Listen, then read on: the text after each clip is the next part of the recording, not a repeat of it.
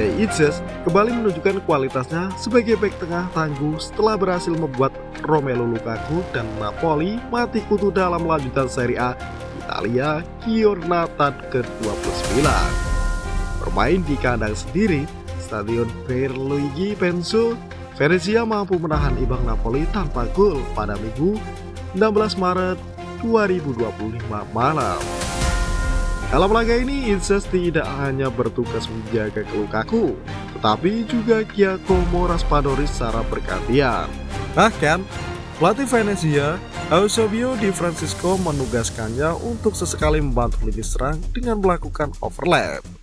Hasilnya, Venezia mampu mengimbangi permainan Napoli dengan penguasaan bola mencapai 42%, serta menciptakan 13 tembakan, 4 diantaranya mengarah ke gawang. Sementara itu, Napoli melepaskan 15 tembakan dengan 7 diantaranya tepat sasaran. Namun, tembok pertahanan Venezia yang dikomandoi Itzes tampil solid sepanjang laga. Sang kapten timnas Indonesia itu menjadi pemain kunci dalam menjaga area pertahanan dan memastikan timnya tidak kebobolan.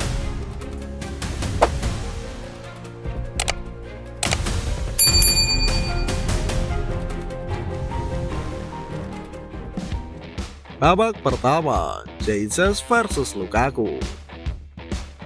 Venezia langsung tampil menekan sejak awal pertandingan.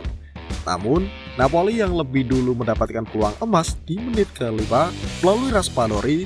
Berawal dari serangan cepat, Napoli menciptakan kemelut di depan gawang Venezia. Raspadori melepaskan tendangan kaki kiri ke pojok kanan bawah gawang, tetapi bola hanya membentur mistar.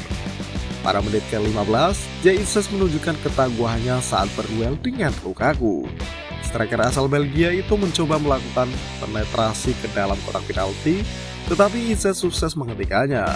Dalam duel ini, Itzes bahkan sampai harus jatuh bangun menghadapi kekuatan fisik Lukaku.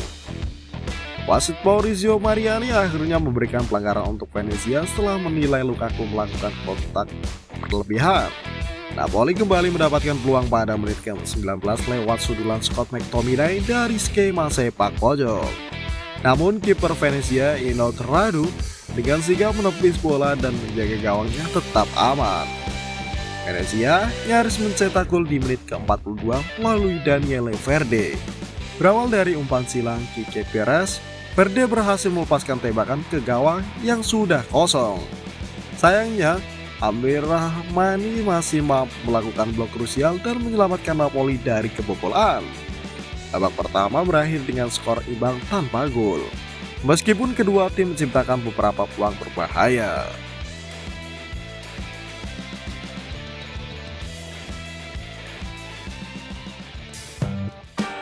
Babak kedua, Itzes dan Radu jadi tembok kokoh Venezia. Memasuki babak kedua, Napoli semakin gencar menyerang demi meraih 3 poin. Namun, barisan pertahanan Venezia yang dikomandoi Jay Itzes tetap tampil disiplin.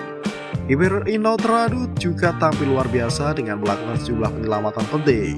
Salah satu momen krusial terjadi di menit ke-78 ketika Napoli hampir mencetak gol melalui tendangan jarak jauh Piotr Zielinski.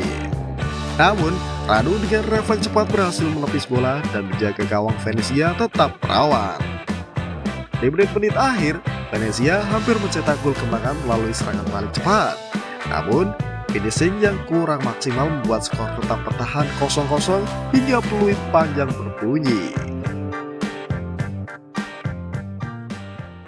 Antonio Conte kesal, Itzes dipuji setinggi langit.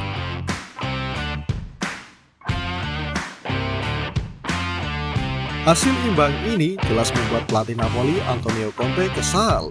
Ia menganggap timnya sudah mendominasi pertandingan, tetapi gagal memaksimalkan peluang yang ada.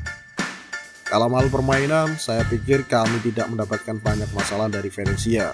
Kami yang mengandalkan pertandingan, tetapi gagal mencetak gol.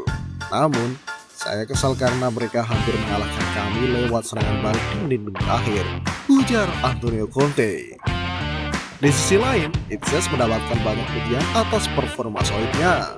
Sang sang kapten menunjukkan kepemimpinan luar biasa di lini belakang Venezia dan sukses membuat Lukaku tidak berkutik sepanjang laga. Jack bermain luar biasa hari ini. Ia sangat disiplin, kuat, dan mampu membaca permainan dengan baik. Ia adalah hasil penting bagi tim kami, kata pelatih Venezia, Eusebio Di Francesco.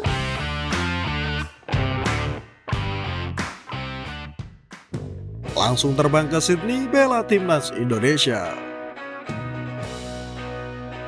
Usai pertandingan, Jesus tidak membuang waktu dan langsung bergegas menuju bandara untuk terbang ke Australia.